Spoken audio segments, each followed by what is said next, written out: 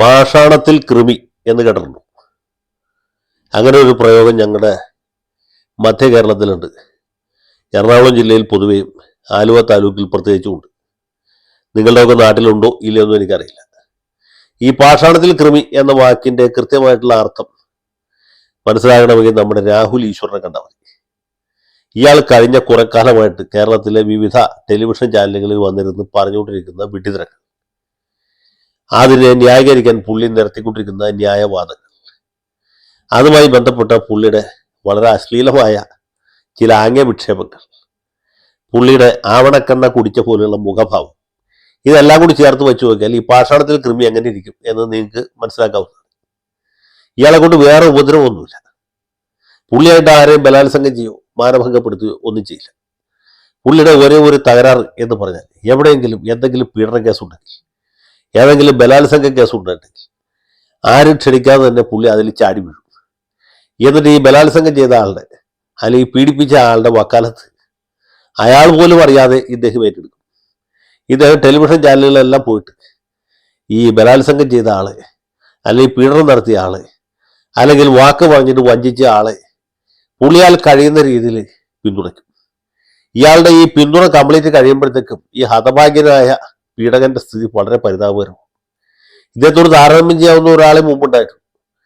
അത് നമ്മുടെ അത്യുന്നത കർദിനാളിന്റെ വക്താവായിട്ട് ടെലിവിഷൻ ചാനലുകളിൽ വന്നുകൊണ്ടിരുന്ന പ്രിയങ്കരനായ കെന്നഡി കരിമ്പിങ്കാലയാണ്. ഈ ജോർജ് ആലഞ്ചേരിയെ ഒരു വഴിക്കാക്കിയതിൽ എറണാകുളത്തെ വിമത വൈദികർ വഹിച്ചേക്കാൾ വലിയ പങ്ക് കെന്നഡി കരിമ്പിങ്കാല വഹിച്ചിട്ടുണ്ട്. കരിമ്പിങ്കാലയുടെ ന്യായവാദങ്ങൾ കേട്ടപ്പോഴാണ് കർദിനാളുടെ സ്ഥിതി എത്ര പരിതാപകരമാണ് എന്നുള്ളത് സീറോ മലബാറുകാർ മാത്രമല്ല നമ്മളെപ്പോലുള്ള മറ്റാളുകളും തിരിച്ചറിഞ്ഞത്. ഏതാണ്ട് ഇതുപോലെയാണ് രാഹുൽ ഈശ്വറിന്റെയും കാര്യം. എവിടെ എന്ത് ബലാത്സംഗ കേസുണ്ടോ, പീഡന കേസുണ്ടായി, പുള്ളി കുറെ ന്യായവാദങ്ങളുമായിട്ട് രംഗത്ത് വരും. എന്നിട്ട് ഈ പ്രതി എന്ന് പറയുന്ന അല്ലെങ്കിൽ കുറ്റാരോപിതനായ ആളെ പുള്ളി കംപ്ലീറ്റ്ലി ഡിഫെൻഡ് ചെയ്യും, ഇയാളെ ന്യായീകരിക്കും. എന്നിട്ട് ഈ പീഡനത്തിനിരയായ സ്ത്രീയാണ് അല്ലെങ്കിൽ പെൺകുട്ടിയാണ് ഇതിന് മുഴുവൻ കാരണക്കാരി എന്ന് പുള്ളി സമർത്ഥിക്കും.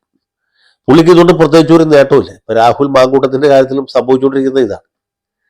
രാഹുൽ മാങ്കൂട്ടത്തിന് ഇദ്ദേഹത്തെ കൊണ്ട് പ്രത്യേകിച്ച് ഒരു ഗുണവുമില്ല, ഇദ്ദേഹത്തിന് മാങ്കൂട്ടത്തെ കൊണ്ടും പ്രത്യേകിച്ച് കാര്യമൊന്നുമില്ല. പിന്നെ മാങ്കൂട്ടത്തെ പിന്തുണയ്ക്കുന്ന പല ആളുകളും പല താല്പര്യങ്ങൾ വെച്ചിട്ടാണ്.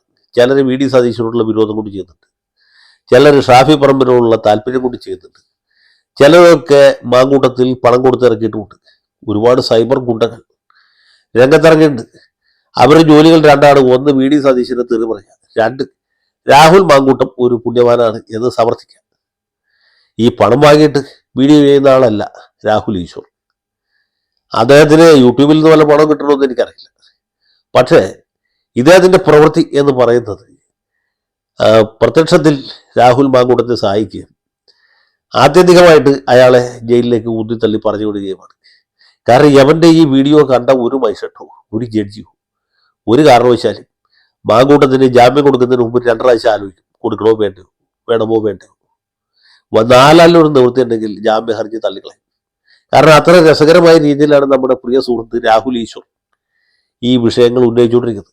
പുള്ളിയുടെ അവകാശവാദം പുള്ളി തന്ത്രി കുടുംബാംഗമാണ് എന്നാണ്. അതായത് താഴമൺ തന്ത്രിമാരുടെ കുടുംബത്തിൽപ്പെട്ട ആളാണ് പുള്ളി എന്നാണ് അവകാശപ്പെടുന്നത്. സത്യത്തിൽ പുള്ളി അങ്ങനെ തന്ത്രി കുടുംബത്തിൽ നേരിട്ട് വരുന്ന ഒരു അംഗമല്ല. അദ്ദേഹത്തിന്റെ അമ്മ തന്ത്രിമാരുടെ കുടുംബത്തിൽപ്പെട്ടതാണ്.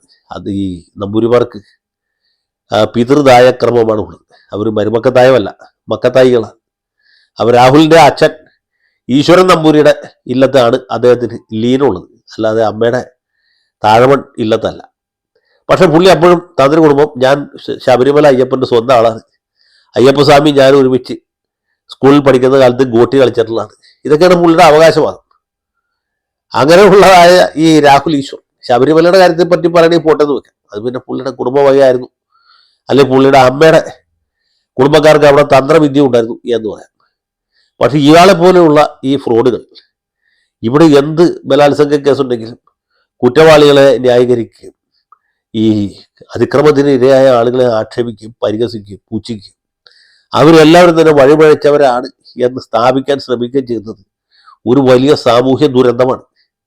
സത്യം പറഞ്ഞാൽ കോളറ, പ്ലേഗ്, നിപ്പ, കോവിഡ് മുതലായ മാരകമായ അസുഖങ്ങളെക്കാളും മാരകനാണ് ഈ രാഹുൽ ഈശ്വർ എന്ന് പറഞ്ഞ ആഭാസൻ. അപ്പോൾ കേരള പോലീസ് കഴിഞ്ഞ ഒരുപാട് കാലത്തിനിടയ്ക്ക് ഏതോ ഒരു പുണ്യകർമ്മം എന്താ വെച്ചാൽ ഈ രാഹുൽ ഈശ്വറിനെ പ്രതിയാക്കാൻ മാത്രമേ അയാളെ അറസ്റ്റ് ചെയ്തു എന്നുള്ളതാണ്. കോടതിയിൽ പോയൊക്കെ ജാമ്യം കൊടുക്കും, ചിലപ്പോൾ ജാമ്യം നിഷേധിക്കും, അത് വേറെ കാര്യം. പക്ഷെ എന്നാൽ പോലും ഇവിടെ ഒരു നിയമവാഴ്ചയുണ്ട്, പോലീസും ഉണ്ട് എന്ന് നമുക്ക് തോന്നിയത് ഈ സമയത്താണ്. അദ്ദേഹത്തെ പക്ഷെ പുള്ളി ആദ്യം ഒരു അലങ്കാരമായിട്ട് എടുത്തു. പോലീസ് അറസ്റ്റ് ചെയ്തു, വണ്ടി കയറ്റിക്കൊണ്ട് പോയതും കോടതിയിൽ ഹാജരാക്കിയതും ഒക്കെ അതുമൊക്കെ പുള്ളിയുടെ ഒരു വലിയ കേമത്തമായിട്ട് മേന്മയായിട്ട് കണക്കിലാക്കിക്കൊണ്ടിരിക്കുകയാണ്. അപ്പോൾ അങ്ങനെ എന്തുകൊണ്ടും പഠിക്കാത്ത, ഉളുപ്പില്ലാത്ത, നാണമില്ലാത്ത, മാനമില്ലാത്ത ഒരു മനുഷ്യൻ എന്ന് അയാളെ വിശേഷിപ്പിക്കാമെന്നുള്ള കാര്യത്തിൽ എനിക്ക് സംശയമുണ്ട്. ഒരു നാണം കെട്ടവൻ, ഒരു എംബോക്കി.